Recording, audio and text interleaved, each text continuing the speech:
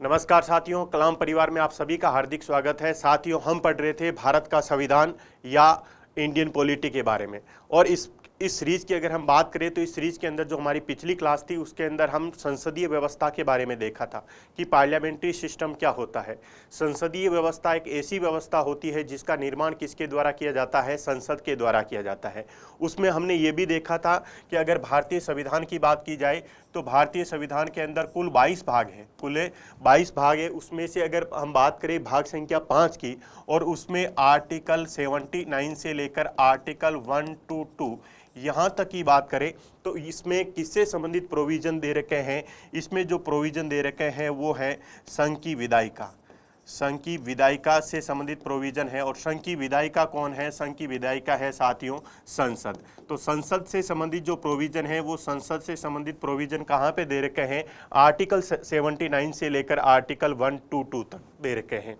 तो हम क्या कर रहे हैं कि सबसे पहले संघ की विधायिका को पढ़ेंगे, उसके बाद में जो संघ की कार्यपालिका है उसके बारे में पढ़ेंगे, और उसके बाद में सर्वोच्च न्यायालय के बारे में पढ़ने वाले हैं। अब आज से हमारी जो क्लासें होगी उस क्लासों का थोड़ा ओरिएंटेशन चेंज होगा। पहले हम क्या कर रहे थे साथियों? कॉन्सेप्ट को पढ़ रहे थे, और कॉन्सेप्ट को पढ़ने के बाद में पीवाईक्यूज कर रहे थे। अब की क्लासों में हम क्या करने वाले हैं? पीवाईक्यू के थ्रू क्या पढ़ने वाले हैं? कॉन्सेप्ट को पढ़ने वाले हैं। तो आज की जो क्लास है उस क्लास में हम किसके बारे में पढ़ने वाले हैं? आज की क्लास में हम पढ़ने वाले हैं राज्यसभा के बारे में पढ़ने वाले हैं, यानी कि काउंसिल ऑफ स्टेट के बारे में पढ़ने वाले हैं। अगर हम भारतीय संविधान की बात करें तो भारतीय संविधान का जो आर्टिकल 79 है, आर्टिकल 79 किससे संबंधित है? यह आर्टिकल है संसद के गठन से संबंधित। संसद के गठन से संबंधित यानी कि कॉन्स्टिट्यूशन ऑफ पार्लियामेंट कहाँ पे दे रखा है? आर्टिकल 79 में दे रखा है। और कॉन्स्टिट्यूशन ऑफ पार्लियामेंट में क्या लिखा हुआ है कि संसद में किस किस को सम्मिलित किया जाएगा? संसद के अंदर राष्ट्रपति को सम्मिलित किया जाएगा, संसद के अंदर लोकसभा को सम्मिलित किया जाएगा, और संसद में राज्यसभा को सम्मिलित किया जाएगा। इसका तात्पर्य यह हुआ कि अगर संसद का अगर हमें शरीर तैयार करना है तो संसद का शरीर 3 अंगों के मिलने से तैयार होगा। एक है राष्ट्रपति, एक है लोकसभा, और एक है राज्यसभा। ध्यान रखने योग्य बात यह है कि राष्ट्रपति क्या है? संसद का अंग है, संसद का सदस्य नहीं है। अगर हम आर्टिकल 80 की बात करें तो आर्टिकल 80 की बात करें तो आर्टिकल 80 में क्या दे रखा है? राज्यसभा की संरचना से संबंधित प्रोविजन दे रखे हैं। राज्यसभा की कंपोजिशन से रिलेटेड प्रोविजन कहाँ पे दे रखे हैं? आर्टिकल 80 के अंदर दे रखे हैं। राज्यसभा का सिंपल तात्पर्य क्या होता है? राज्यसभा का सिंपल तात्पर्य होता है राज्यों की सभा, राज्यों की सभा। और लोकसभा शब्द का क्या तात्पर्य होता है? लोगों की सभा। अगर हम बात करें तो राज्यसभा एक प्रकार का उच्च सदन है, एक स्थायी सदन है, एक द्वितीयक सदन है। अब हम क्या करते हैं? राज्यसभा से रिलेटेड जो पीवाईक्यू हैं उन पीवाईक्यू को सोल्व करने का प्रयास करते हैं, और उसके बाद में उनसे रिलेटेड अगर कोई कॉन्सेप्ट है तो उस कॉन्सेप्ट को कंप्लीटली एनालाइज करने का प्रयास करेंगे। हम चलते हैं क्वेश्चन नंबर 1 की तरफ। राज्यसभा में होते हैं, ए ऑप्शन में दे रखा है कि 280 सदस्य होते हैं, जिसमें से 20 सदस्य भारत के राष्ट्रपति द्वारा मनोनीत किए जाते हैं। बी ऑप्शन में दिया हुआ है कि 275 सदस्य होते हैं, जिसमें से 18 सदस्य भारत के राष्ट्रपति द्वारा मनोनीत किए जाते हैं। सी ऑप्शन में दे रखा है कि 250 सदस्य होते हैं, जिसमें से 12 सदस्य भारत के राष्ट्रपति द्वारा मनोनीत किए जाते हैं। और डी ऑप्शन में दे रखा है कि 252 सदस्य होते हैं, जिसमें से 12 सदस्य भारत के राष्ट्रपति द्वारा मनोनीत किए जाते हैं। अब देखते हैं कि राज्यसभा के सदस्य से संबंधित, राज्यसभा की में जो सदस्य होते हैं उनसे संबंधित जो प्रावधान है वो प्रावधान क्या है? अगर हम बात इंडियन कॉन्स्टिट्यूशन की बात करें तो आर्टिकल 80 के अंदर ये बताया गया है कि राज्यसभा में अधिकतम सदस्य संख्या कितनी होगी? राज्यसभा में अधिकतम सदस्य संख्या कितनी हो सकती है? अधिकतम सदस्य संख्या, तो इसमें यह लिखा है कि अधिकतम सदस्य संख्या कितनी हो सकती है? 250 हो सकती है।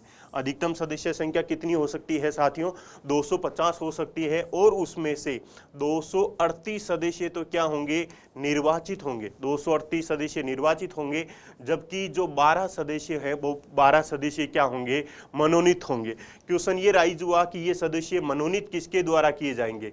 ये सदस्य मनोनीत किसके द्वारा किए जाएंगे? तो ये सदस्य मनोनीत किए जाएंगे राष्ट्रपति के द्वारा। मनोनीत किसके द्वारा किए जाएंगे? राष्ट्रपति के द्वारा किए जाएंगे। और इनके मनोनीत होने का आधार क्या होगा? मनोनीत होने का आधार क्या होगा? इनका आधार हमारे संविधान में 4 आधार लिखे हुए हैं। 4 कौन कौन से आधार हैं कि नंबर 1 साहित्य, नंबर 2 विज्ञान, नंबर 3 कला, और नंबर 4 क्या है साथियों? समाज सेवा। समाज सेवा। तो संविधान में क्या लिखा हुआ है कि राष्ट्रपति क्या कर सकते हैं?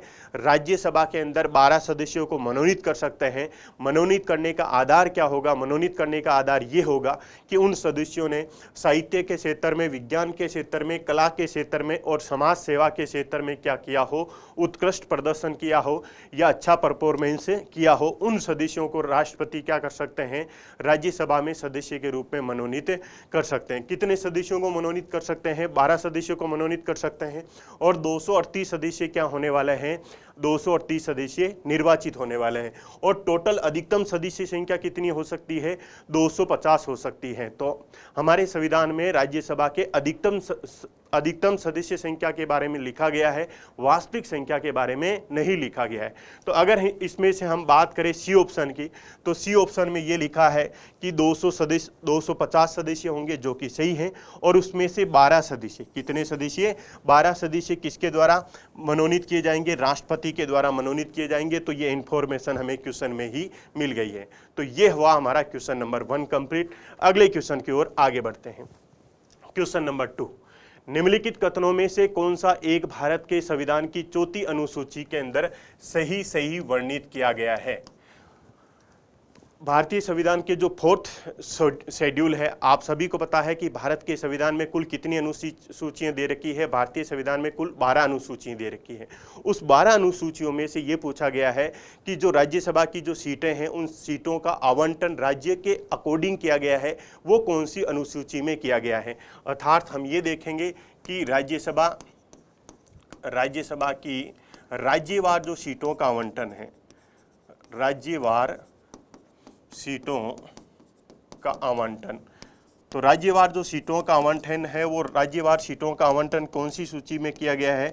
4th शेड्यूल में किया गया है। किस में किया गया है साथियों? 4वीं अनुसूची के अंदर किया गया है। और उसमें ये लिखा गया है कि कौन से राज्य को कितनी सीटें मिलेगी। जैसे अगर हम बात करें तो यूपी राज्य के बारे में, यूपी को कितनी सीटें मिलने वाली हैं? यूपी को सीटें मिलने वाली हैं 31। राजस्थान को कितनी सीटें मिलने वाली हैं? राजस्थान को अगर बात करें राज्यसभा की कितनी सीटें मिली हुई हैं? राजस्थान को राज्यसभा की 10 सीटें मिली हुई हैं। उसी प्रकार अगर हम बात करें ओडिशा की, तो ओडिशा को भी कितनी सीटें मिली हुई हैं? 10 सीटें मिली हुई हैं। तो एक इन्फॉर्मेशन आपको ये ध्यान में रखना है कि राजस्थान के साथ साथ में कौन से राज्य के लिए राज्यसभा के जो सदस्य संख्या है वो 10 है, या राजस्थान के बराबर राज्यसभा की सदस्य संख्या वाला राज्य कौन सा है? तो वो राज्य है साथियों ओडिशा। क्योंकि राजस्थान और ओडिशा दोनों के लिए जो सदस्य संख्या है, वो सदस्य संख्या कितनी है? वो दोनों के लिए जो सदस्य संख्या है वो कितनी है? 10 है। तो कौन सा 4वीं अनुसूची में किससे संबंधित प्रोविजन दे रखे हैं? राज्यसभा के स्थानों के आवंटन से संबंधित प्रोविजन कौन सी शेड्यूल में दे रखे हैं? वो दे रखे हैं 4th शेड्यूल के अंदर दिए हुए हैं। तो इसके अंदर हमारा सीधा है कि इसमें से हमने क्या कॉन्सेप्ट सीखा? हमने कॉन्सेप्ट ये सीखा कि जो राज्यवार जो सीटों का आवंटन है राज्यसभा की, वो कौन सी शेड्यूल के अंदर किया गया है? वो संविधान में कहाँ पे किया गया है? तो वो संविधान में किया गया है 4th शेड्यूल के अंदर। आगे बढ़ते हैं, क्वेश्चन नंबर 3 की बात करते हैं कि राज्यसभा में राज्यों का जो प्रतिनिधित्व है, राज्यसभा में राज्यों का जो प्रतिनिधित्व निम्नलिखित में से किस आधार पर दिया गया है? इसका तात्पर्य ये है कि भारत के अंदर जो राज्यसभा की जो सीटों का आवंटन किया गया है, वो राज्य के अकॉर्डिंग जो सीटों का आवंटन किया गया है, उस आवंटन के अंदर आधार क्या बनाया गया है? बेस क्या बनाया गया है? तो आधार बनाया है साथियों जनसंख्या को। आधार किसको बनाया गया है? जनसंख्या को आधार बनाया गया है। जनसंख्या को आधार बनाया गया है। अगर हम बात करें 1952 की, तो 1952 में हमारी जो राज्यसभा है, उस राज्यसभा के अंदर कुल सदस्य संख्या कितनी थी? 217 थी।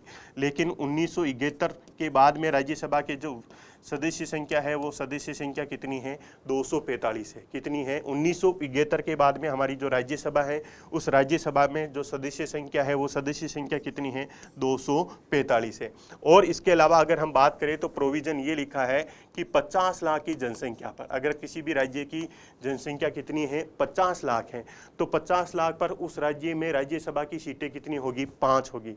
और उसके बाद में मान लीजिए 20 लाख की जनसंख्या बढ़ती है, जैसे ही 20 लाख की जनसंख्या बढ़ेगी तो कितनी सीट बढ़ जाएगी, 1 सीट बढ़ जाएगी। फिर से अगर मान लीजिए 20 लाख की जनसंख्या बढ़ी तो कितनी सीट बढ़ जाएगी, 1 सीट बढ़ जाएगी। तो ये जनसंख्या के आधार पर क्या किया गया है, राज्यसभा की सीटों का आवंटन किया गया है। अगर हम बात करें वर्तमान समय में जो 245 सीटें हैं, वर्तमान समय में जो 245 सीटें हैं, इनका वर्गीकरण देखने का प्रयास करें तो इसमें से क्या है, 233 सीटें तो क्या किसके द्वारा भरी जाती है, निर्वाचन के द्वारा भरी जाती हैं। और 12 सीटें किसके आधार पर भरी जाती हैं, 12 सीटें राष्ट्रपति द्वारा क्या किए जाते हैं, 12 सदस्य मनोनीत किए जाते हैं। अगर इन 233 सदस्यों की बात करें, इन 233 सदस्य में से 225 सदस्य तो क्या होते हैं, वो राज्यों की विधानसभा द्वारा निर्वाचित किए जाते हैं या राज्यों से निर्वाचित होकर आते हैं। जबकि जो 8 सदस्य हैं वो 8 सदस्य क्या होते हैं, जो यूनियन टेरिटरीज है, जो केंद्र शासित प्रदेश है, उन केंद्र शासित प्रदेश से निर्वाचित होकर आते हैं। और उसमें भी अगर बात करें तो जम्मू कश्मीर से कितने सदस्य आते हैं, राज्यसभा के 4 सदस्य आते हैं। दिल्ली से कितने सदस्य आते हैं, दिल्ली से 3 सदस्य आते हैं। और पुडुचेरी से कितने सदस्य आते हैं, 1 सदस्य आते हैं। वर्तमान समय में भारत में 8 यूनियन टेरिटरीज हैं, लेकिन उन 8 यूनियन टेरिटरीज में से केवल 3 यूनियन टेरिटरीज में ही क्या दी गई है, राज्यसभा की सीटों का आवंटन किया गया है। तो वर्तमान समय में 245 सीटें, जिसमें से 233 निर्वाचित होकर आएगी, 12 मनोनीत होंगे। और 233 के अंदर भी क्या होगा साथियों, 225 कहां से आएंगे, राज्यों से आएंगे। और 8 सदस्य कहां से आ रहे हैं, यूनियन टेरिटरी से आ रहे हैं। तो अगर हमारे क्वेश्चन की बात करें तो क्वेश्चन में क्या पूछा गया था कि राज्यसभा में राज्यों का जो प्रतिनिधित्व निम्नलिखित में किस आधार पर दिया गया है, प्रत्येक राज्य के लिए बराबर है क्या, ऐसा नहीं है। ऐसा इसलिए नहीं है, अगर हम बात करें यूपी की बात करें तो यूपी में कुल सदस्य संख्या कितनी है, 31 है। अगर हम राजस्थान और ओडिशा की बात करें तो वहां से सदस्य संख्या कितनी है, 10 है। लेकिन 8 राज्य ऐसे हैं जहां से राज्यसभा की सदस्य संख्या कितनी है, 1 है। वो 8 राज्य कौन कौन से हैं वो भी आपको याद रखना है। वो है 6 राज्य तो है साथियों पूर्वोत्तर राज्य, असम को छोड़ दे। असम में से कितने सदस्य हैं, असम में 7 सदस्य हैं। 8 राज्य कौन से हैं वो आपको मैं बता देता हूं। अरुणाचल प्रदेश में से 1 सीट है, उसके बाद में नागालैंड में से 1 सीट है, मणिपुर में से 1 सीट है, उसके बाद में मिजोरम में से 1 सीट है, त्रिपुरा में से 1 सीट है और मेघालय में से 1 सीट है। तो 6 राज्य तो साथियों ये हो गए। और अगला 1 राज्य कौन सा हो गया, सिक्किम में से भी राज्यसभा की कितनी सीट है, 1 सीट है। इसके अलावा गोवा से भी राज्यसभा की कितनी सीटें हैं, 1 सीट है। तो 8 राज्य ऐसे हैं जहां से राज्यसभा की कितनी सीटें हैं, केवल 1 सीट है। उसके बाद में लिखा है तो प्रत्येक राज्य के लिए बराबर नहीं है, हमने देख लिया। उनकी जनसंख्या के अनुपात में स्थान दिया गया है, सही है। जिस राज्य की जनसंख्या जितनी ज़्यादा होगी उस राज्य से राज्यसभा के सदस्य संख्या भी क्या होंगे, ज़्यादा होंगे। उसके क्षेत्रफल के अनुपात में ऐसा नहीं है। अगर क्षेत्रफल के अनुपात में राज्यसभा की सीटों का बंटवारा किया जाता तो साथियों जो राजस्थान राज्य है वहाँ से क्या होता, सबसे ज़्यादा सीटें आती, लेकिन ऐसा नहीं किया गया है। और उनके रेवेन्यू के ऐसे आधार पर भी बंटवारा नहीं किया गया है। तो राज्यसभा के अंदर जो प्रतिनिधित्व देने का जो आधार है वो आधार क्या बनाया गया है, आधार बनाया है जनसंख्या को। अगले क्वेश्चन की तरफ आगे बढ़ते हैं। क्वेश्चन नंबर 4 में क्या बोला गया है साथियों, वो पढ़ लेते हैं पहले। यह है कि राज्यसभा के संदर्भ में निम्नलिखित कथनों पर विचार कीजिए। यानी कि आपको स्टेटमेंट दे रखे हैं और वो स्टेटमेंट को किसके संदर्भ में आपको कंसीडर करना है, राज्यसभा के संदर्भ में कंसीडर करना है कि राज्यसभा के लिए सीटों का आवंटन प्रत्येक राज्य की जनसंख्या के आधार पर किया गया है। अभी हमने देखा कि राज्यसभा की जो सीटें हैं उन सीटों का आवंटन का आधार क्या है, बेस क्या है, जनसंख्या है। तो ये स्टेटमेंट क्या हो जाएगा, सही हो जाएगा। उसके बाद में राज्यसभा में सभी संघ राज्य क्षेत्र यानी कि यूनियन टेरिटरी, सभी संघ राज्य क्षेत्र मतलब यूनियन टेरिटरीज का प्रतिनिधित्व है, ऐसा नहीं है। सभी यूनियन टेरिटरीज का प्रतिनिधित्व नहीं है। अभी मैंने बताया कि अगर हम बात करें वर्तमान समय में भारत में कुल 8 यूनियन टेरिटरीज है। उन 8 यूनियन टेरिटरीज में से केवल किन किन का प्रतिनिधित्व दिया गया है? जम्मू कश्मीर से 4 सदस्य हैं। दिल्ली से कितने सदस्य हैं? दिल्ली से 3 सदस्य हैं। और पुडुचेरी से कितने सदस्य हैं साथियों? पुडुचेरी से 1 सदस्य हैं। तो 8 सदस्य दे रखे हैं, लेकिन सभी जो यूनियन टेरिटरीज हैं वहां से क्या नहीं दिया गया है? प्रतिनिधित्व नहीं दिया गया है। अगले स्टेटमेंट की बात करते हैं कि राज्यसभा के लिए हुए उपचुनाव में जो निर्वाचित सदस्य हैं उस सदस्य के शेष कार्यकाल हेतु सदस्यता प्राप्त करता है जिसने इस्तीफा दिया हो, जिसकी मृत्यु हो गई हो, जिसको क्या अयोग्य पाया गया हो। कहने का तात्पर्य है अगर कोई राज्यसभा का सदस्य है तो उसकी सदस्यता कैसे समाप्त हो सकती है? समाप्त होने का क्या तरीका हो सकता है? या तो क्या कर दे साथियों, वो इस्तीफा दे दे, या उस सदस्य की क्या हो जाए? मृत्यु हो जाए, या उस सदस्य को क्या कर दिया जाए? अयोग्य करार दिया जाए। किस आधार पर अयोग्य करार दिया जाता है हम अभी देखेंगे कि अयोग्यता के आधार कौन कौन से हैं। तो अगर किसी सदस्य ने इस्तीफा दे दिया या उसकी मृत्यु हो गई, उसको अयोग्य करार दिया गया है, तो उसके बाद में वो स्थान क्या हो जाएगा? रिक्त हो जाएगा। उसके बाद में उस स्थान को भरने के लिए जो उपचुनाव करवाया जाएगा, उस सदस्य का रिक्त स्थान को भरने के लिए जो उपचुनाव करवाया जाएगा, तो क्वेश्चन में ये पूछा गया कि ये जो नया सदस्य आएगा ये कितने समय के लिए बना रहेगा। तो ध्यान ये रखना है कि जो ये नया सदस्य आएगा वो उतने ही समय के लिए बना रहेगा जितना समय जिस सदस्य की मृत्यु हुई है या जिसने त्याग दिया है उसका बचा हुआ था। एक एग्जाम्पल से समझिए। मान लीजिए रमेश नाम का कोई साथियों राज्यसभा के अंदर कोई सांसद था, और राज्यसभा के जो सदस्य होते हैं उन सदस्यों का कार्यकाल 6 वर्ष होता है। और अगर मान लीजिए 4 वर्षों के बाद में इन्होंने, जो रमेश नाम के जो सांसद थे, इन्होंने क्या कर दिया? इस्तीफा दे दिया। तो 4 साल के बाद में अगर इन्होंने इस्तीफा दे दिया तो कितने वर्ष शेष बचे हैं? 2 वर्ष। तो जो नया सदस्य आएंगे वो नया सदस्य केवल कितने वर्षों के लिए आने वाले हैं? 2 वर्षों के लिए आने वाले हैं। इसी प्रकार मान लीजिए कोई दूसरे सांसद थे, उनका भी कार्यकाल 6 वर्ष का है। अगर मान लीजिए उनका 3 साल के अंदर उनकी क्या हो जाती है? मृत्यु हो जाती है। तो जो शेष सदस्य, नया सदस्य आएंगे, उनका कार्यकाल कितना बचेगा? 3 वर्ष। तो ये पूछ के कहा गया है कि जो उपचुनाव में जो निर्वाचित सदस्य होते हैं उस सदस्य को शेष कार्यकाल हेतु, कितने कार्यकाल हेतु? केवल शेष कार्यकाल हेतु ही निर्वाचित किया जाता है। तो ये ऑप्शन क्या हो जाएगा?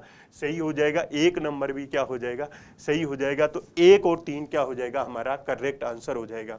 तो सी ऑप्शन क्या हो जाएगा साथियों? इसमें करेक्ट आंसर हो जाएगा। अगले क्वेश्चन की तरफ आगे बढ़ते हैं। Question number 5। क्वेश्चन नंबर 5 किससे संबंधित है?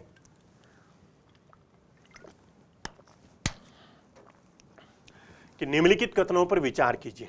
स्टेटमेंट नंबर 1 क्या बोल रखा है कि संघ राज्य क्षेत्रों का राज्यसभा में प्रतिनिधित्व नहीं होता है। अभी अभी हमने देखा, अगर यूनियन टेरिटरीज की बात करें या केंद्र शासित प्रदेशों की बात करें, तो केंद्र शासित प्रदेशों में क्या है कि जम्मू कश्मीर से कितने सदस्यों का प्रतिनिधित्व है? 4। दिल्ली से कितने सदस्यों का प्रतिनिधित्व है? 3 सदस्यों का। और पुडुचेरी से कितने सदस्यों का प्रतिनिधित्व है? 1 सदस्य का।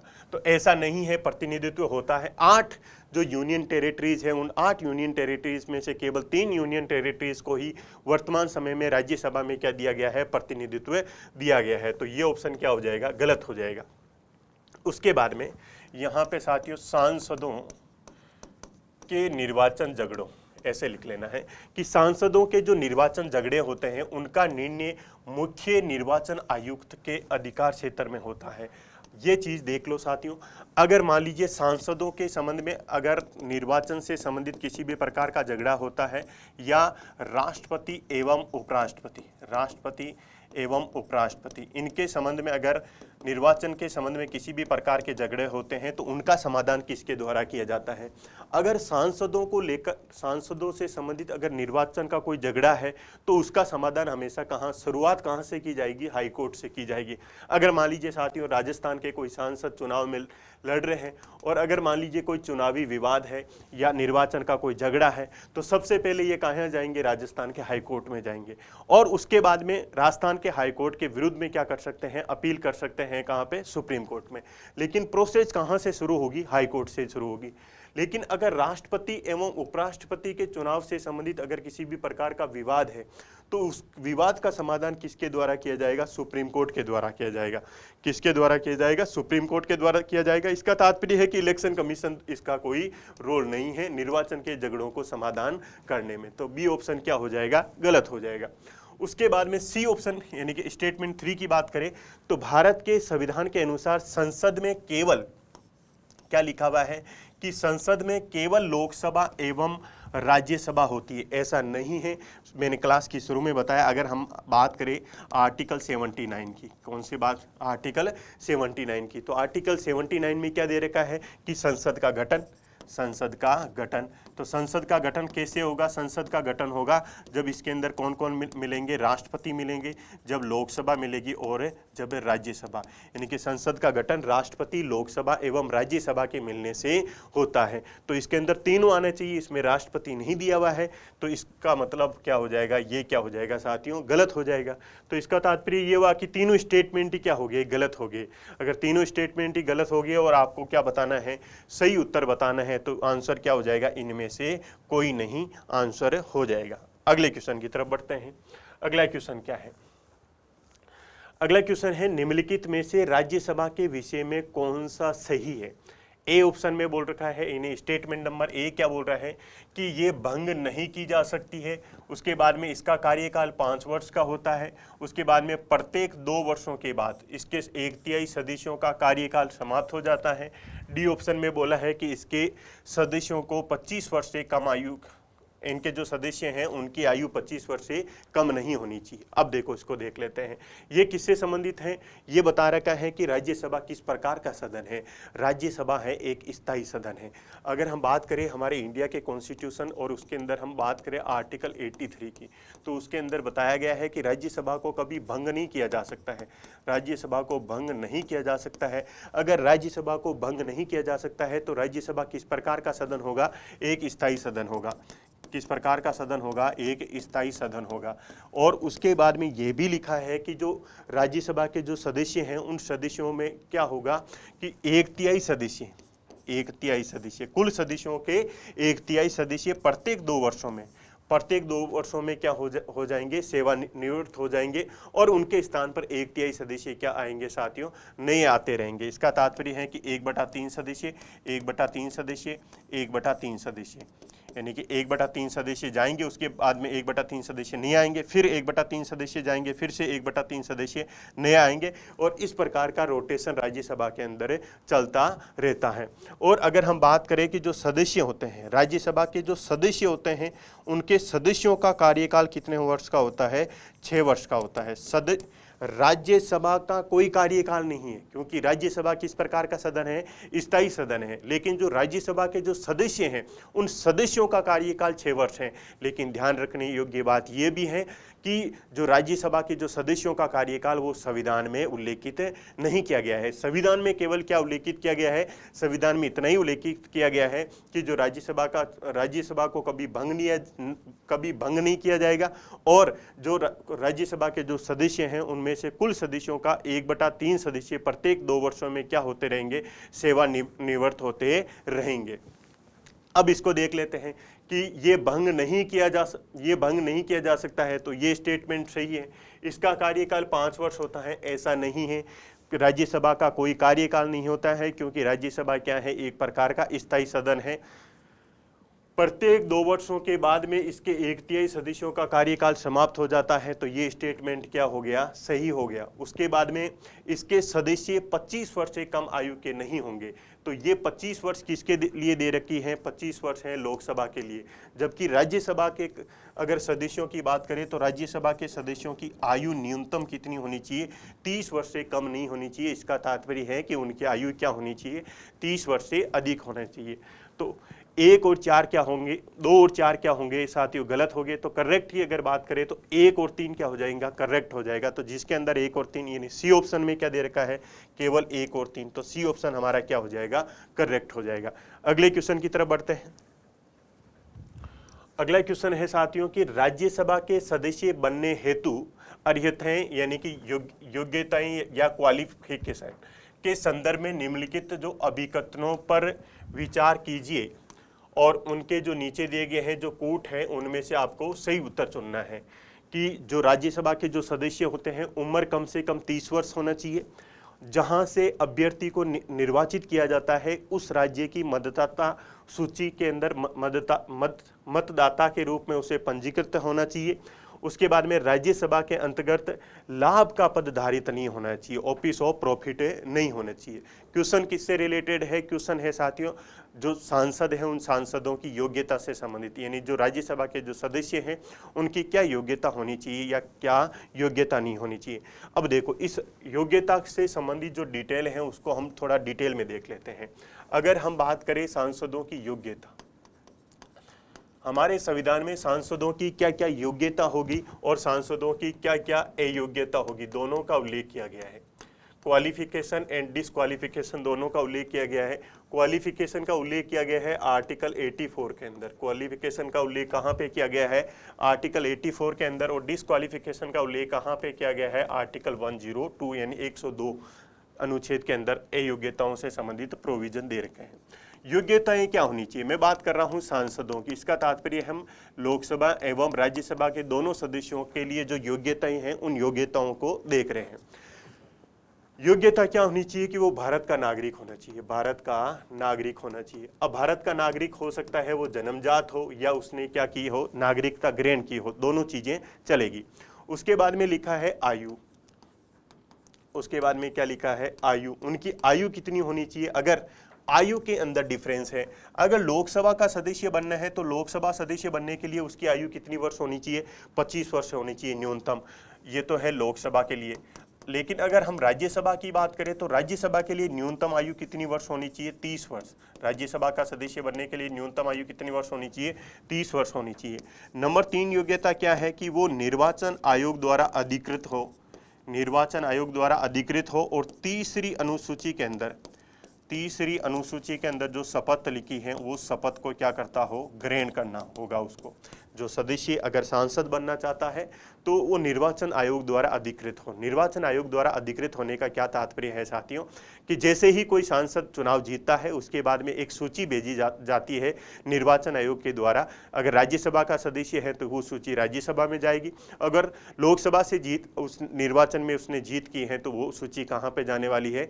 वो लोकसभा के अंदर जाने वाली है। फिर उस सूची के आने के बाद में क्या किया जाएगा? जो सांसद जीत के आए हैं उनको शपथ दिलाई जाएगी। जो शपथ दिलाई जाएगी उस शपथ का उल्लेख कहाँ पे किया गया है? तीसरे अनुसूची के अंदर। संविधान की जो तीसरी अनुसूची है वो तीसरी अनुसूची किससे संबंधित है? कुछ जो संवैधानिक प्राधिकारी हैं उनकी जो शपथ दिलाने का जो प्रावधान है उससे संबंधित प्रोविजन कहाँ पे लिखे गए हैं? तीसरी अनुसूची में लिखे गए हैं। उनको क्या शपथ दिलाई जाएगी? उनको ईश्वर की एवं सत्यनिष्ठा की शपथ दिलाई जाएगी कि वो शपथ क्या लेंगे कि हम विधि द्वारा स्थापित जो भारत का संविधान है उसके प्रति सच्ची निष्ठा रखेंगे और श्रद्धा रखेंगे। इसके अलावा हम भारत की जो एकता है एवं अखंडता है उसको क्या रखेंगे? अक्षुण्ण रखेंगे। और अगर हम बात करें राज्यसभा की तो राज्यसभा में ये शपथ किसके द्वारा दिलाई जाएगी? ये शपथ दिलाई जाएगी साथियों सभापति के द्वारा। तो योग्यता क्या है कि निर्वाचन आयोग द्वारा वो अधिकृत होना चाहिए और तीसरी अनुसूची के अंदर जो शपथ उल्लेखित है वो शपथ उसको लेना होगा। उसके बाद में नंबर 4 है। नंबर 4 ये लिखा है कि इसके अलावा अगर अन्य योग्यताएं हैं, इसके अलावा अगर अन्य योग्यताएं हैं तो अन्य योग्यताओं का निर्धारण किसके द्वारा किया जाएगा? अन्य योग्यताओं का निर्धारण किया जाएगा संसद द्वारा विधि बनाकर। अन्य योग्यताओं का निर्धारण संसद विधि बनाकर तय करेगी। अब संसद ने क्या इसके संदर्भ में कोई विधि भी बनाई है क्या? हाँ, तो संसद ने इसके संदर्भ में जो विधि बनाई है वो है जनप्रतिनिधित्व अधिनियम, जनप्रतिनिधित्व अधिनियम 1951। इसमें क्या लिखा गया है? इसमें ये लिखा है इनकी योग्यताओं के संदर्भ में एक ये लिखा है कि अगर कोई राज्यसभा का सदस्य बनना चाहता है, अगर कोई राज्यसभा का सदस्य बनना चाहता है या कोई भी या लोकसभा का भी सदस्य बनना चाहता है तो उसके लिए उस सदस्य को वहां की मतदाता सूची के अंदर पंजीकृत होना अनिवार्य नहीं है। अर्थात ये हुआ कि संपूर्ण भारतीय राज्य क्षेत्र का, भारतीय राज्य क्षेत्र का कोई भी व्यक्ति, भारतीय राज्य क्षेत्र का कोई भी व्यक्ति क्या कर सकता है, कहीं से भी चुनाव लड़ सकता है। इसका तात्पर्य ये हुआ कि अगर मान लीजिए कोई लद्दाख का व्यक्ति है तो वो राजस्थान से चुनाव लड़ सकता है। अगर मान लीजिए लक्षद्वीप का कोई व्यक्ति है तो वो क्या कर सकता है, वो राजस्थान से लोकसभा के साथ साथ राज्यसभा के चुनाव भी लड़ सकता है। इसका तात्पर्य है कि व्यक्ति को वहां का निवासी होना जरूरी नहीं है। जैसे मोदी जी की बात करें तो वो गुजरात के हैं, लेकिन चुनाव कहां से लड़ा है, उन्होंने वाराणसी से लड़ा है। इसका तात्पर्य है कि सदस्य को वहां का होना जरूरी नहीं है, केवल उसको कहां का होना चाहिए, वो संपूर्ण भारत राज्य क्षेत्र का कहीं भी कोई भी व्यक्ति हो सकता है और वो कहीं पे भी चुनाव लड़ सकता है। कंडीशन ये अप्लाई है कि वो भारत का नागरिक होना चाहिए, उसकी आयु 25 वर्ष लोकसभा के लिए और राज्यसभा के लिए क्या होनी चाहिए, 30 वर्ष होना चाहिए। तो एक प्रोविजन हमने ये देख लिया। तो ये तो हमने देखी है कि कौन कौन सी योग्यताएं होनी चाहिए। उसके बाद में देख लेते हैं आर्टिकल 102 के अंदर जो अयोग्यताएं बता रखी हैं वो अयोग्यताएं कौन कौन सी है। नंबर 1 अयोग्यता की बात करें तो नंबर 1 पे लिखा है कि इनके पास में लाभ का पद नहीं होना चाहिए। लाभ का पद नहीं होना चाहिए, ऑफिस ऑफ प्रॉफिट नहीं होना चाहिए। ऑफिस ऑफ प्रॉफिट का निर्धारण किसके द्वारा किया जाएगा, इसका निर्धारण संसद विधि बनाकर तय करेगी। इसमें एक चीज हमें ध्यान में रखना है कि जो मंत्री का पद है, संसद ने जो विधि बनाई है उस विधि के अंदर उन्होंने लिखा है कि मंत्री का पद किसका पद नहीं होगा, लाभ का पद नहीं होगा। इसका तात्पर्य यह है कि अगर मान लीजिए कोई व्यक्ति वर्तमान समय में राजस्थान सरकार के अंदर मंत्री है और वो सांसद का चुनाव लड़ना चाहते हैं तो वो चुनाव लड़ सकते हैं। उसके बाद में क्या नहीं होना चाहिए, नंबर 2 पे लिखा है कि वो व्यक्ति विकृत चित्त नहीं होना चाहिए, अनसाउंड माइंड नहीं होना चाहिए। विकृत चित्त यानी कि सिंपल भाषा में पागल नहीं होना चाहिए। अब हम तो हर किसी दूसरे व्यक्ति को पागल बोल देते हैं, तो ये निर्धारित कौन करेगा कि कौन व्यक्ति पागल है या विकृत चित्त है, तो इसका निर्धारण किया जाएगा सक्षम न्यायालय द्वारा। इसका निर्धारण किसके द्वारा किया जाएगा, किसी सक्षम न्यायालय के द्वारा किया जाएगा। तो न्यायालय क्या करेगा, डॉक्टर साहब से रिपोर्ट मंगवाएगा और डॉक्टर साहब की जो रिपोर्ट है उस रिपोर्ट के अकॉर्डिंग ही किसी व्यक्ति को विकृत चित्त घोषित कर सकता है या नहीं कर सकता है। उसके बाद में नंबर 3 है कि वो व्यक्ति क्या नहीं होना चाहिए, दिवालिया नहीं होना चाहिए, इंसॉल्वेंट नहीं होना चाहिए। दिवालिया होने का तात्पर्य यह है, अगर मान लीजिए किसी व्यक्ति ने बैंक से ऋण लिया है और वो व्यक्ति क्या नहीं कर पा रहा है, वापस उस ऋण को चुका नहीं पा रहा है और बैंक अगर मान लीजिए उसकी संपत्ति को क्या कर लेती है, जब्त करती है, उसके बावजूद भी वो बैंक का ऋण क्या नहीं हो रहा है, कंप्लीट नहीं हो रहा है, तो उस व्यक्ति को क्या घोषित कर दिया जाएगा, दिवालिया घोषित कर दिया जाएगा। तो और व्यक्ति अगर मान लीजिए दिवालिया है तो उस व्यक्ति को सांसद बनने से क्या करार दिया जाएगा, अयोग्य करार दिया जाएगा। इसके अलावा नंबर 4 की बात करें, अगर उस व्यक्ति ने क्या कर दी हो, भारत की जो नागरिकता है, भारत की नागरिकता, उस नागरिकता का मान लीजिए इसने क्या कर दिया है, परित्याग कर दिया है। अगर क्योंकि अभी हमने देखा योग्यता में क्या होना चाहिए, भारत का नागरिक होना चाहिए। अगर मान लीजिए उसने भारत की नागरिकता का क्या कर दिया है, परित्याग कर दिया है, या किसी दूसरे देश की नागरिकता को क्या कर लिया है, ग्रहण कर लिया है, या किसी दूसरे देश के प्रति अपनी निष्ठा को व्यक्त कर दिया है, तो उस कंडीशन में भी क्या होगा, उस व्यक्ति की वो व्यक्ति क्या हो जाएगा, सांसद बनने के लिए अयोग्य हो जाएगा। और नंबर 5 पे लिखा है, इसके अलावा जो अन्य अयोग्यताएं हैं, अन्य अयोग्यताओं का निर्धारण किसके द्वारा किया जाएगा, अन्य अयोग्यताओं का निर्धारण संसद विधि बनाकर तय करेगी। अन्य अयोग्यताओं का निर्धारण संसद विधि बनाकर तय करेगी। तो संसद ने वही विधि बनाई, जनप्रतिनिधित्व अधिनियम, जनप्रतिनिधित्व अधिनियम 1951, जिसके अंदर और अन्य अयोग्यताएं बता रखी है कि कोई भी व्यक्ति सांसद बनने के लिए अयोग्य कब कब होगा। तो अयोग्य कब कब होगा साथियों, नंबर एक अयोग्यता की बात करें तो अगर मान लीजिए उसने चुनावी प्रक्रिया में क्या किया हो, भ्रष्ट आचरण किया हो, चुनावी प्रक्रिया के अंदर क्या किया हो, भ्रष्ट आचरण या करप्ट प्रैक्टिसेस को अपनाया हो, तो उस कंडीशन में उसका चुनाव उनको क्या बताया जा सकता है, अयोग्य बताया जा सकता है। जिस प्रकार से इंदिरा गांधी का जो चुनाव था, इलाहाबाद हाई कोर्ट ने भ्रष्ट यानी करप्ट प्रैक्टिसेस के आधार पर क्या बताया था, अवैध बताया था, असंवैधानिक बताया था।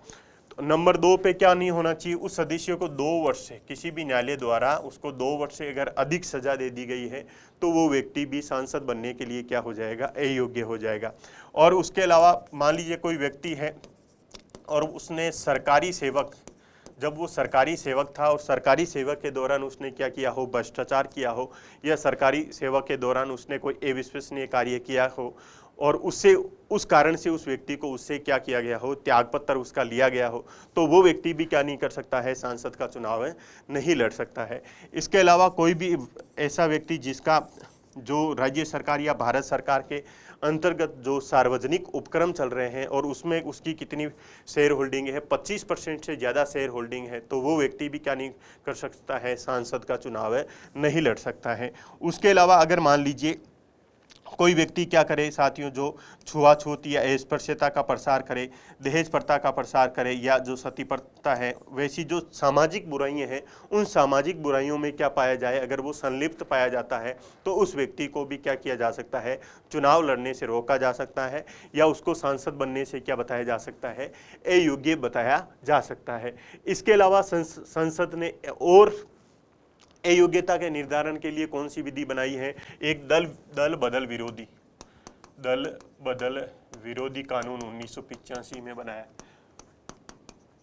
इसकी सहायता से भी क्या किया गया है साथियों, इसकी सहायता से भी जो सांसद होते हैं उन सांसदों की अयोग्यता का निर्धारण किया गया है। तो हमने ये देख लिया है कि कौन कौन सी अयोग्यता के आधार होंगे। अब हम क्वेश्चन को देखते हैं कि नंबर 1 है कि उम्र कम से कम 30 वर्ष होना चाहिए। अगर हम बात करें आर्टिकल 84 में लिखा है कि सांसदों की योग्यता क्या होनी चाहिए, तो जो राज्यसभा का अगर कोई सदस्य बनना चाहता है तो राज्यसभा के सदस्य बनने के लिए उसकी क्या योग्यता है कि उसकी न्यूनतम आयु कितने वर्ष की होनी चाहिए, 30 वर्ष की होनी चाहिए। जबकि जो लोकसभा का सदस्य है उसके लिए योग्यता कितनी वर्ष रखी गई है, 25 वर्ष रखी गई है। उसके बाद में जहां से अभ्यर्थी को निर्वाचित किया जाता है उस राज्य के मतदाता सूची के अंदर उसको पंजीकृत होना जरूरी है। ऐसा नहीं है अगर कोई व्यक्ति भारत का कहीं पे भी, अगर मान लीजिए कोई व्यक्ति कहाँ पे पंजीकृत है साथियों, लक्षद्वीप में पंजीकृत है मतदाता सूची के रूप में, तो वो कहाँ से चुनाव लड़ सकता है, राजस्थान से भी चुनाव लड़ सकता है। ऐसा प्रोविजन कहाँ पे किया गया है, ऐसा प्रोविजन जो जनप्रतिनिधित्व अधिनियम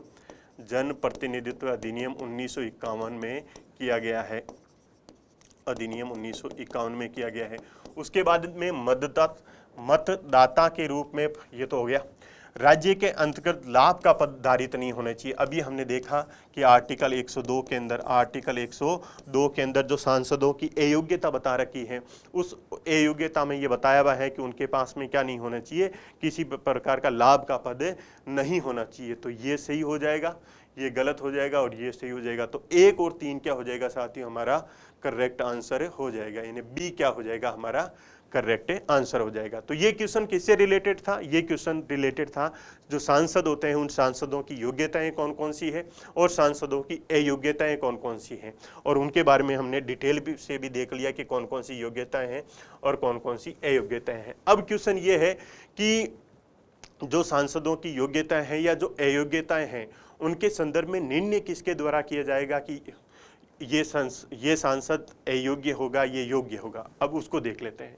भारतीय संविधान के अंदर आर्टिकल 103 के अनुसार जो संसद के जो सदस्य होते हैं उनकी जो अयोग्यता निर्धारिताएं, यानी कि अयोग्यताओं से संबंधित प्रश्नों का डिसीजन कौन करता है, ये निर्णय किसके द्वारा किया जाता है।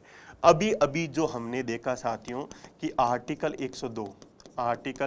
102 के अंदर जो सांसदों की जो अयोग्यताओं के बारे में लिखा है कि उनके पास में क्या नहीं होना चाहिए, लाभ का पद नहीं होना चाहिए, वो क्या नहीं होना चाहिए, विकृत चित्त नहीं होने चाहिए, वो व्यक्ति क्या नहीं होना चाहिए, दिवालिया नहीं होना चाहिए, और वो व्यक्ति क्या नहीं करना चाहिए, भारत की नागरिकता परित्याग नहीं करना चाहिए, किसी दूसरे देश की नागरिकता को ग्रहण नहीं करना चाहिए। अगर इन आधारों पर किसी भी सदस्य को अयोग्य बताना है तो इस सदस्य अयोग्यता का निर्धारण कौन से आर्टिकल में किया गया है, इस अयोग्यता का निर्धारण किया गया है आर्टिकल 103 के अंदर। और इस अयोग्यता का निर्धारण किसके द्वारा किया जाएगा, लिखा है कि राष्ट्रपति इसका निर्णय करेगा। कौन निर्णय करेगा साथियों, राष्ट्रपति निर्णय करेगा। लेकिन राष्ट्रपति ये निर्णय कैसे करेगा, इलेक्शन कमीशन ऑफ इंडिया यानी कि जो निर्वाचन आयोग है भारत का, उस निर्वाचन आयोग की सलाह से, निर्वाचन आयोग की सलाह के अकॉर्डिंग एक्ट करेगा। निर्वाचन आयोग की सलाह के अकॉर्डिंग क्या करेगा, एक्ट करेगा या कार्य करेगा। तो आर्टिकल 103 के अनुसार जो संसद के जो सदस्य होते हैं उनकी अयोग्यता के संबंध में प्रश्नों का विनिश्चय कौन करेंगे, निर्णय कौन करेंगे, राष्ट्रपति करेंगे। कौन करेंगे? राष्ट्रपति करेंगे। तो आर्टिकल 103 के अंदर जो अयोग्यताओं का निर्णय, कौन सी अयोग्यताओं का निर्णय किया जाता है? जो आर्टिकल 102 के अंदर लिखी है। लेकिन इसके अलावा अगर मान लीजिए जनप्रतिनिधित्व अधिनियम जो 1951 में बनाया गया और उसके अंदर भी जो हमने अभी अयोग्यताएं देखी गई, इसका निर्णय किसके द्वारा किया जाएगा? इसका निर्णय किया जाएगा हाई कोर्ट के द्वारा। किसके द्वारा किया जाएगा साथियों? हाई कोर्ट के द्वारा किया जाएगा। जैसे इंदिरा गांधी जी के जो चुनाव था, उस चुनाव को करप्ट प्रैक्टिस के इसके आधार पर इलाहाबाद हाई कोर्ट ने क्या कर दिया था? अवैध करार दिया था या असंवैधानिक करार दिया था। लेकिन मान लीजिए दल बदल जो विरोधी कानून है 1985 में जो बना, उसमें जो अयोग्यता का निर्धारण किया जाएगा, वो अयोग्यता का निर्धारण किसके द्वारा किया जाएगा? पीठासीन अधिकारी के द्वारा किया जाएगा। किसके द्वारा किया जाएगा? पीठासीन अधिकारी। यानी कि अगर लोकसभा में निर्धारण करना है तो किसके द्वारा किया जाएगा? लोकसभा अध्यक्ष के द्वारा। अगर राज्यसभा में निर्धारण करना है तो राज्यसभा में किसके द्वारा किया जाएगा? सभापति के द्वारा किया जाएगा। उसी प्रकार अगर विधानसभा में ये निर्णय करना है तो विधानसभा के अंदर ये निर्णय किसके द्वारा किया जाएगा? विधानसभा अध्यक्ष के द्वारा किया जाएगा। तो ये अयोग्यता का निर्धारण किसके द्वारा किया जाता है? तीनों संदर्भ में आपको अलग अलग ध्यान में रखना है कि आर्टिकल 102 के अंदर जो अयोग्यताएं उल्लेख की गई हैं उनका निर्धारण किसके द्वारा, जनप्रतिनिधित्व अधिनियम में जो अयोग्यताएं निर्धारण की गई उसका निर्धारण किसके द्वारा किया जाएगा, और जो दल बदल विरोधी कानून है उसके अंदर जो अयोग्यताएं हैं उसका निर्धारण किसके द्वारा किया जाएगा। तो बढ़ते हैं अगले क्वेश्चन की तरफ। अगला क्वेश्चन किससे संबंधित है साथियों? कि भारतीय संविधान में जो केंद्रीय स्तर पर द्विसदनीय विधायिका, यानी कि हमने केंद्रीय स्तर पर द्विसदनीय विधायिका अपनाई है। इसका तात्पर्य है कि हमारे लोकसभा भी है और क्या है? राज्यसभा भी है। लोकसभा लोगों की सभा है और राज्यसभा क्या है? राज्यों की सभा है। की स्थापना का प्रावधान किया गया है। राज्यसभा के संदर्भ में निम्नलिखित कथनों पर विचार कीजिए। यानी कि आपको राज्यसभा के संदर्भ में चीजें देखनी है कि इसके प्रत्येक राज्य के सदस्यों की संख्या को चौथी अनुसूची में दर्ज किया गया है। अभी हमने देखा कि हमारे संविधान की अनुसूची नंबर जो 4 है उसमें क्या दिया गया है? जो राज्यसभा की जो सीटें हैं वो राज्यवार उनका जो बंटवारा किया गया है उसके बारे में विवरण दिया गया है। उसके बाद में अगर बात करें, इसके सदस्यों का निर्वाचन राज्य विधानसभा के सदस्यों के द्वारा होता है। इसके सभापति का निर्वाचन उन सदस्यों में से होता है। साधारण बहुमत से राज्य सूची के विषय में कानून का अधिकार संसद को दे सकती है। पहले तो हम ये देख लेते हैं कि निर्वाचन, राज्यसभा के निर्वाचन के संदर्भ में क्या प्रोविजन है। जो स्टेटमेंट नंबर 2 में राज्यसभा के निर्वाचन से संबंधित जो चीजें हैं उनके बारे में देख लेते हैं कि राज्यसभा का निर्वाचन किसके द्वारा किया जाता है? निर्वाचन किसके द्वारा किया जाता है? तो निर्वाचन किया जाता है जो राज्यों की जो विधानसभा होती हैं, राज्यों की विधानसभा के निर्वाचित सदस्यों द्वारा। तो जो राज्यसभा के जो सदस्य जो राज्यों से चुनकर आते हैं उनका निर्वाचन किसके द्वारा किया जाता है? उनका निर्वाचन किया जाता है जो राज्यों की जो विधानसभाएं होती है उस राज्य की विधानसभाओं के केवल निर्वाचित सदस्य। कौन से सदस्य साथियों? निर्वाचित सदस्य। उनके द्वारा क्या किया जाता है? जो राज्यसभा के जो सदस्य होते हैं उनका चुनाव किया जाता है। नंबर 1 चीज ये ध्यान में रखनी है। उसके बाद में इसमें कौन सी पद्धति का प्रयोग किया जाता है राज्यसभा के निर्वाचन में? तो राज्यसभा के निर्वाचन में अप्रत्यक्ष निर्वाचन प्रणाली का प्रयोग किया जाता है। कौन सी प्रणाली का? अप्रत्यक्ष निर्वाचन प्रणाली का प्रयोग किया जाता है। इसका तात्पर्य है कि जनता के जो चुने हुए प्रतिनिधि है उन चुने हुए प्रतिनिधि द्वारा क्या किया जाएगा? राज्यसभा के सदस्यों का चुनाव किया जाएगा। तो जो विधानसभा के जो सदस्य होते हैं, जो एमएलए होते हैं, उनका चुनाव किसके द्वारा किया जाता है? जनता के द्वारा किया जाता है। और वो चुने हुए प्रतिनिधि किसका चुनाव करते हैं? राज्यसभा के सदस्यों का चुनाव करते हैं।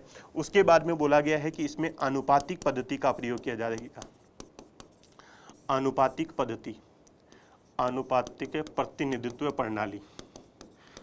आनुपातिक प्रतिनिधित्व प्रणाली का तात्पर्य होता है कि विधानसभा के अंदर जिस राजनीतिक पार्टी की जितनी शेयर होल्डिंग होगी, जितनी भागीदारी होगी, उस राजनीतिक पार्टी की क्या होगी साथियों? उतनी ही सीटें जीत कर जाने वाली हैं। एक एग्जाम्पल से समझते हैं।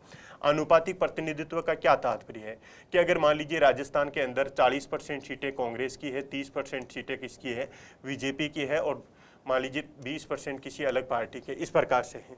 तो अगर मान लीजिए जिस पार्टी की जितनी ज़्यादा सीटें होंगी, इसकी 40 सीटें हैं तो इसके कितने सदस्य जीत के जा सकते हैं? 4 सदस्य जीत के जा सकते हैं। अगर इसकी 30% सीटें हैं तो इसके 3 सदस्य जीत के जाएंगे। तो जिस अनुपात में भागीदारी है उसी अनुपात में सदस्य जीत कर जाते हैं, उसको बोलते हैं हम आनुपातिक प्रतिनिधित्व है। उसके बाद में लिखा है और कौन सी प्रणाली होगी? एकल संक्रमणीय मत प्रणाली का प्रयोग किया जाएगा। तो कौन सी पद्धति का प्रयोग किया जाता है राज्यसभा के सदस्यों का निर्वाचन के लिए? अप्रत्यक्ष पद्धति, आनुपातिक प्रतिनिधित्व और एकल संक्रमणीय मत प्रणाली का प्रयोग किया जाता है। उसके बाद में सबसे जो महत्वपूर्ण इसमें ध्यान में रखना है कि इसके अंदर जो मतदान होता है वो मतदान होता है खुला मतदान। कैसा मतदान होता है? खुला मतदान होता है। खुला मतदान होने का क्या तात्पर्य है कि सामान्यतः लोकतांत्रिक शासन प्रणालियों के अंदर जो वोट होता है वो गुप्त मतदान होता है, लेकिन जो राज्यसभा के सदस्यों को जो मतदान किया जाता है विधानसभा के सदस्यों के द्वारा, वो मतदान किस प्रकार का होगा? खुला मतदान होगा, ओपन बैलेट होगा। इसमें क्या होता है कि जैसे ही राज्यसभा के सदस्यों का निर्वाचन होता है उस समय क्या कर दिया जाता है? अगर मान लीजिए यहाँ पे राज्यसभा के सदस्यों का निर्वाचन के लिए आना है तो इलेक्शन कमीशन क्या बोलेगा? सभी राजनीतिक पार्टियों को बोलेगा कि आप अपने अपने एजेंट भेजिए। मान लीजिए बीजेपी ने अपना एजेंट यहाँ पे बैठा दिया और कांग्रेस पार्टी ने अपना एजेंट यहाँ पे बैठा दिया। उसके बाद में अगर मान लीजिए यहाँ से जो विधानसभा के सदस्य आएंगे यहाँ बैलेट के पास में, और अगर मान लीजिए बीजेपी के हैं तो वो जो बीजेपी के जो एजेंट हैं उनको बताएंगे कि हम देखो किसको वोट दे रहे हैं। अगर मान लीजिए कांग्रेस के हैं तो वो बताएंगे कांग्रेस वालों को कि हम किसको वोट दे रहे हैं।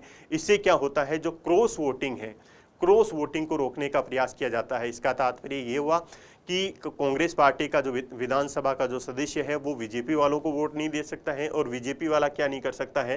कांग्रेस पार्टी वालों को वोट नहीं दे सकता है। इसकी सहायता से क्या किया गया है? जो दल बदल की जो गतिविधियां है उसको रोकने का प्रयास किया गया है। इसीलिए यहाँ पे कौन सी मतदान को अपनाया गया है? खुले मतदान को अपनाया गया है। एकमात्र चुनाव भारत के अंदर ऐसा है जहां पे किस प्रकार का मतदान होता है? खुला मतदान होता है। बाकी लोकतंत्र के अंदर क्या चलता है?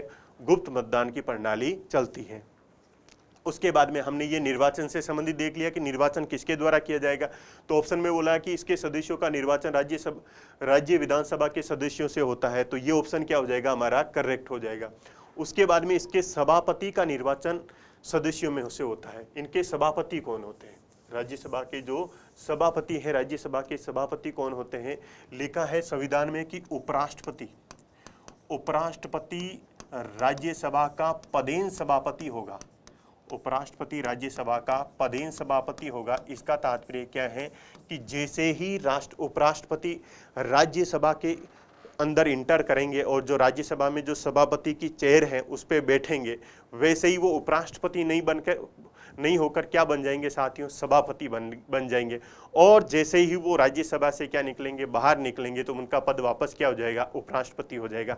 पदेन सभापति का तात्पर्य होता है जब तक वो उस सीट पे बैठेंगे, राज्यसभा की जो अध्यक्ष की सीट है, जो सभापति की सीट है, उस सीट पर बैठेंगे, तब वो उपराष्ट्रपति नहीं होकर क्या होंगे? सभापति होंगे। तो क्या है कि जो उपराष्ट्रपति हैं वो उपराष्ट्रपति क्या होते हैं? जो राज्यसभा है उस राज्यसभा के पदेन सभापति होते हैं। तो इसमें लिखा है कि इसके सभापति का निर्वाचन सदस्यों में से होता है।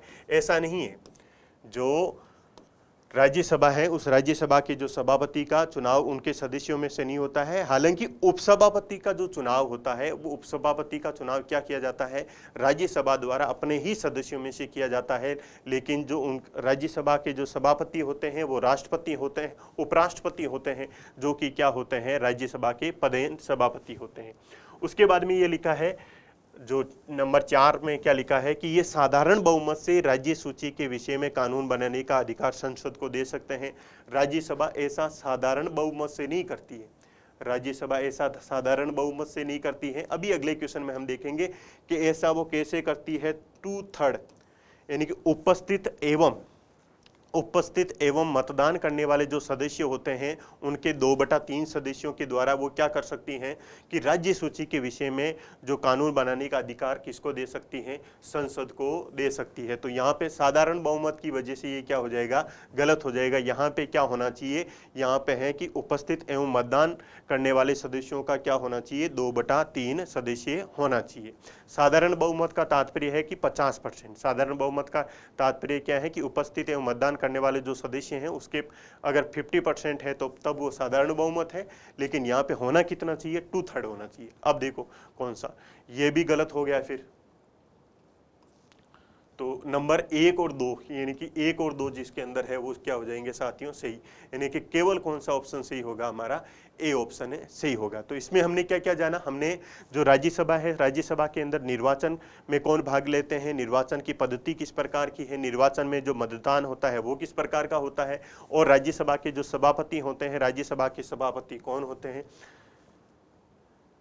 अगला क्वेश्चन साथियों, अगला क्वेश्चन है कि राष्ट्रीय हित में संसद राज्य सूची के विषय पर विधिक शक्ति प्राप्त कर लेती है यदि इसके लिए संकल्प यानी कि जो रिजोल्यूशन है वो रिजोल्यूशन किसके द्वारा पारित होना चाहिए या प्रस्ताव किसके द्वारा पारित होना चाहिए। अब देखो कि लोकसभा द्वारा अपनी संपूर्ण सदस्यता के साधारण बहुमत से पारित कर लिया जाए, या उसके बाद में लिखा है कि लोकसभा द्वारा अपनी संपूर्ण सदस्य संख्या के कम से कम 2/3 बहुमत से पारित कर लिया जाए।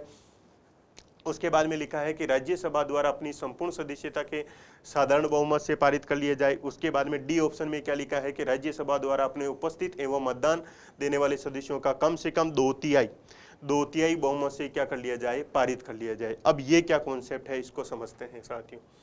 अब देखो जो राज्यसभा है वो राज्यसभा किस प्रकार का सदन है, राज्यसभा किस प्रकार का साधन है, राज्यसभा है राज्यों की सभा है।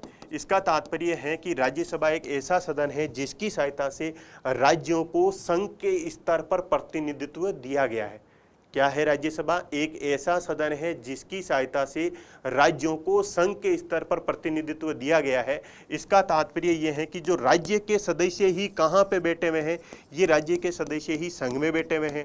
अगर मान लीजिए कोई राज्य सूची का विषय है और वो राज्य सूची का विषय इन राज्यसभा के सदस्यों को क्या लगता है कि ये राष्ट्रीय हित में या राष्ट्रीय महत्व में, राष्ट्रीय हित में क्या लिखा है, राष्ट्रीय हित में, नेशनल इंटरेस्ट में क्या लिखा है साथियों, नेशनल इंटरेस्ट को ध्यान में रखते हुए क्या कर सकते हैं, जो राज्यसभा के सदस्य हैं वो क्या कर सकते हैं, उपस्थित एवं मतदान देने वाले जो सदस्य हैं उसके 2/3 बहुमत से एक प्रस्ताव पारित कर सकते हैं, और प्रस्ताव पारित करके वो क्या बता सकते हैं कि इस राज्य सूची का जो विषय है, ये राज्य सूची का विषय क्या हो गया है, राष्ट्रीय महत्व का है। क्या है, राष्ट्रीय महत्व का है। इसीलिए हमें क्या करना है, इस विषय पर क्या करना है, कानून बनाना है। इस विषय पर क्या करना है, कानून बनाना है, या संसद इस पर क्या कर सकती है, कानून बना सकती है। ऐसे प्रोविजन हमारे कॉन्स्टिट्यूशन में कहाँ पे किए गए हैं, ये प्रोविजन किया गया है आर्टिकल 249 यानी कि 249, आर्टिकल 249 के अंदर ऐसा प्रोविजन किया गया है कि अगर राज्यसभा को लगे कि कोई राज्य सूची का जो विषय है वो राष्ट्रीय हित के लिए महत्वपूर्ण हो गया है, राष्ट्रीय महत्व का हो गया है, तो उस समय में वो क्या कर सकती है, 2/3 उपस्थित एवं मतदान करने वाले जो सदस्य हैं उसके 2/3 बहुमत से उसको पारित करके संसद को क्या कर सकती है साथियों, कानून बनाने की शक्ति प्रदान कर सकती हैं। जैसे मान लीजिए हम बात करते हैं लोक व्यवस्था यानी लॉ एंड ऑर्डर बनाए रखने की बात करें। लोक व्यवस्था बनाए रखने का कार्य किसका है, राज्य सूची का विषय है। किसका विषय है, राज्य सूची का विषय है। लेकिन अगर मान लीजिए आतंकवाद की समस्या है, तो आतंकवाद की जो समस्या है वो न केवल किसी राज्य के इंटरेस्ट को प्रभावित कर रही है अपितु हमारे नेशनल इंटरेस्ट को प्रभावित कर रही है। उस समय में क्या हो सकते हैं कि जो राज्यसभा के सदस्य हैं उसमें से जो 2/3 उपस्थित एवं मतदान करने वाले जो सदस्य हैं उनका 2/3 सदस्य आके क्या बोलेंगे कि हमें क्या करना चाहिए कि आतंकवाद के संदर्भ में कि आतंकवाद का जो विषय है वो हमारा नेशनल इंटरेस्ट का विषय हो गया है, इसलिए आतंकवाद के विषय के अंदर या लॉ एंड ऑर्डर के संदर्भ में किसको कानून बनाना चाहिए? संसद को कानून बनाना चाहिए। किसको कानून बनाना चाहिए? संसद को कानून बनाना चाहिए। उसके बाद में कानून किसके द्वारा बनाया जाएगा? कानून संसद के द्वारा बनाया जाएगा, और जो कानून बनाया जाएगा वो साधारण विधि से बनाया जाएगा। कैसी विधि से बनाया जाएगा? साधारण विधि से बनाया जाएगा। और जो कानून बनाया जाएगा राज्य सूची के विषय में वो 1 वर्ष के लिए बनाया जाएगा, उसके बाद में उसको वापस रिन्यू भी किया जा सकता है। और ऐसी जो विधि है वो संपूर्ण भारत क्षेत्र में भी लागू की जा सकती है और कुछ क्षेत्र में भी लागू की जा सकती है। जैसे मान लीजिए आतंकवाद के विषय में अगर इस प्रकार की विधि को बनाया जाता है तो वो भारत के कुछ राज्यों में भी इसको लागू किया जा सकता है। तो ये है आर्टिकल 249 के संदर्भ में। उसके बाद में लिखा है कि राज्यसभा की विशेष शक्तियां हैं, यानी कि लोकसभा की तुलना में ऐसी कौन कौन सी शक्तियां हैं जो राज्यसभा को विशेष रूप से मिली हुई हैं।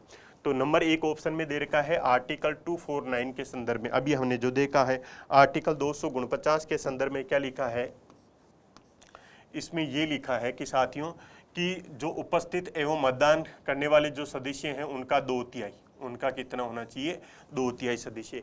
वो क्या बता सकते हैं? वो ये बता सकते हैं कि किसी राज्य सूची के विषय को, किसी राज्य सूची के विषय को क्या कर सकते हैं? राष्ट्रीय महत्व का या राष्ट्रीय हित का घोषित कर सकते हैं। ये घोषणा किसके द्वारा की जाएगी? राज्यसभा द्वारा की जाएगी। उसके बाद में संसद क्या कर सकती है? उसके संदर्भ में विधि बना सकती है, और जो संसद विधि बनाएगी वो साधारण बहुमत से बनाएगी। उसके बाद में आर्टिकल 312 यानी कि आर्टिकल 312 की बात कर लेते हैं। इसमें प्रावधान है नई अखिल भारतीय सेवाओं के सर्जन के संदर्भ में। नई अखिल भारतीय सेवाओं के सर्जन के संबंध में क्या प्रोविजन है साथियों? कि वही कि राज्यसभा में जितने सदस्य उपस्थित हैं और जितने मतदान कर रहे हैं उनका अगर 2/3 उनका क्या करे? 2/3 सदस्य क्या करे? ऐसा प्रस्ताव पारित कर दे, ऐसा प्रस्ताव पारित कर दे कि जो अमुक सेवा है, जो अमुक सेवा है उस अमुक सेवा को क्या करना चाहिए? हमें अखिल भारतीय सेवा घोषित करनी चाहिए। क्या करनी चाहिए? अखिल भारतीय सेवा घोषित करनी चाहिए। तो उसके बाद में उस सेवा को क्या किया जा सकता है? अखिल भारतीय सेवा घोषित किया जा सकता है। और उसके बाद में जो अखिल भारतीय सेवा सर्जन करने के लिए जो कानून बनाया जाएगा वो साधारण विधि से कानून बनाया जाएगा। लेकिन सबसे पहले ये प्रस्ताव रखा किसके द्वारा जाएगा? ये प्रस्ताव रखा जाएगा राज्यसभा के द्वारा। और इसके अलावा अखिल भारतीय सेवाओं के साथ साथ में अखिल न्यायिक सेवाओं का सर्जन के संदर्भ में भी, अखिल न्यायिक सेवाओं के सर्जन के संबंध में भी सबसे पहले प्रस्ताव किसके द्वारा लाया जाएगा? राज्यसभा के द्वारा प्रस्ताव लाया जाएगा। उसके बाद में ही संसद क्या कर सकती है? विधि का निर्माण कर सकती है। तो ये ऑप्शन भी क्या हो जाएगा? सही हो जाएगा, क्योंकि ऐसे जो प्रोविजन है उनकी शुरुआत केवल कौन कर सकती है? राज्यसभा कर सकती है। इसीलिए राज्यसभा की क्या है साथियों? विशेष शक्ति हैं। उसके बाद में बोला है कि उपराष्ट्रपति को पद से हटाने का प्रस्ताव के संबंध में। उपराष्ट्रपति क्योंकि क्या होते हैं? राज्यसभा के पदेन सभापति होते हैं। राज्यसभा के क्या होते हैं? राज्यसभा के पदेन सभापति होते हैं। इसीलिए अगर हमें क्या करना है? उपराष्ट्रपति को पद से हटाना है, तो उपराष्ट्रपति को पद से हटाने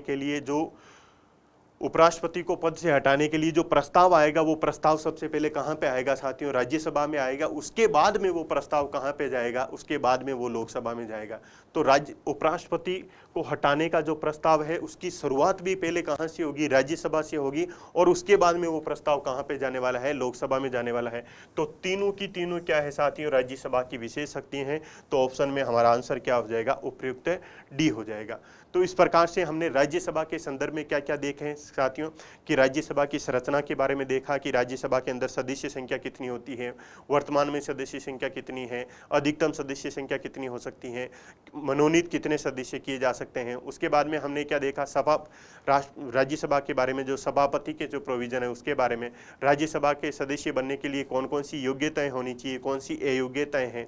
उसके बाद में राज्यसभा के संबंध में जो निर्वाचन की जो प्रणाली है वो किस प्रकार की है। इसके अलावा हमने क्या देख लिया है? राज्यसभा की जो विशेष शक्तियां हैं उनके बारे में भी प्रोविजन देख लिया है। तो अब हम इन्हीं PYQs की सहायता से क्या करेंगे साथियों? कॉन्सेप्ट को एनालाइज करने का प्रयास करेंगे, क्योंकि वैसे जो क्लासें हैं थोड़ी लेंथी बन रही थी। तो इसीलिए आप सभी को बहुत बहुत धन्यवाद।